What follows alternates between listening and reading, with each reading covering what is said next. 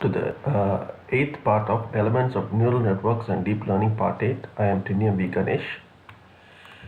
This presentation is based on material from Neural Networks and Deep Learning by Professor Andrew Ng at Coursera, and also I will be basing this on some of my personal experiences in trying to create deep learning networks. This presentation will essentially focus on hyperparameter tuning. Hyperparameter tuning is both an art and science. What I found when I was trying to implement deep learning networks was there are so many hyperparameters in the deep learning networks and so many knobs that you can turn, and the network is actually quite sensitive to each of these knobs. You have to be very careful in how you change the values of these hyperparameters. So I will quickly list down some of the key parameters which we can tune. In fact, there is such a multitude of parameters that we have to be careful in how we go about in tuning and using these parameters. So the first is, and probably the most important, is the learning rate, alpha.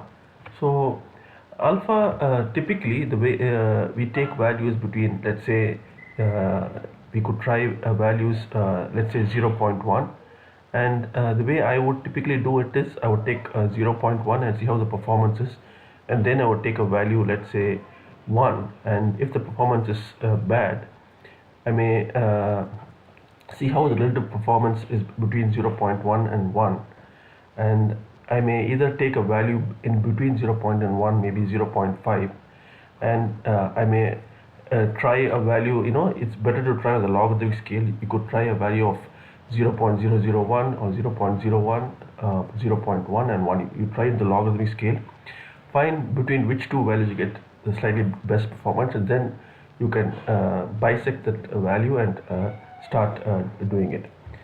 Another important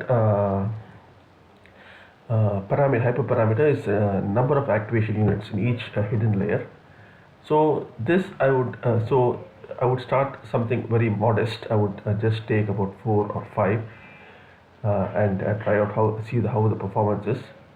And the other thing is a number of hidden layers. So we sometimes tend to feel that more the number of hidden layers, more the better the performance. But I found that sometimes it is an overkill, and the cost sometimes quickly plateaus or goes into infinity, and there can be gradient explosion and all that. So again, it is better to start the smaller network with maybe 1 or 2 hidden layers, see how the performance is, and then gradually build and see how it performs. And the type of activation units, ReLU and TANH is typically what I tried, and the performance is pretty good. And number of iterations, that is also a very key parameter.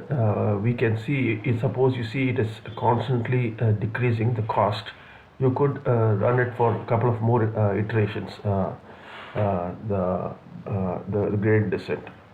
And of course you can go for some of the other approach. If you think it's overfitting, you can use the regulation parameter lambda. Or the other option of regulation is to use the key prop and use random dropout. And for better performance and gradient descent optimization, you can go for the momentum method, use the beta term, and typical values are 0.9, or you can go for the Adam, and you have 3 hyperparameters, beta 1, beta 2 and eta, and the values are typically 0.9, 0.9 and 10 power minus 8. But the hyperparameters in red are typically the first level you would have to, I would suggest that is a good approach to do, and then you go in for other things like regularization and momentum and all that.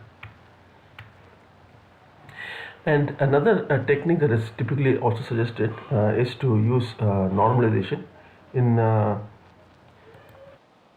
normalization, what typically happens is the input is normalized by subtracting the mean of the input features, that is mean x, the feature minus the mean, divided by the standard deviation. And using the same approach, normalization could also be done what is known as batch normalization. You can also normalize the inputs to subsequent layers, not just the input features. So the input for the second, this layer is this activation in the previous layer. So you could take that and use normalization on that. But more typically what is done is, instead of using the activation, the linear activation, that is z, you normalize that and take z minus the mean of that divided by the standard deviation. And more typically, to avoid the mean to be 0 and the variance to be 1, you what is chosen is z tilde as alpha of this normalized z prime plus delta. Okay, so this batch normalization.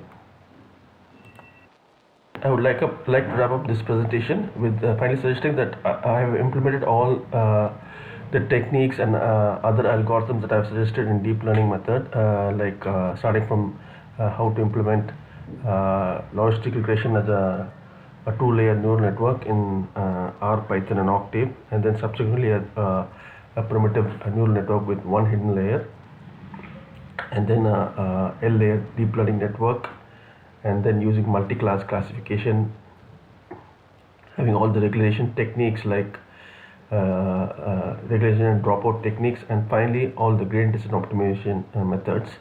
All of this has been done in vectorized Python, R, and Octave, and it is available in this book with all the necessary code.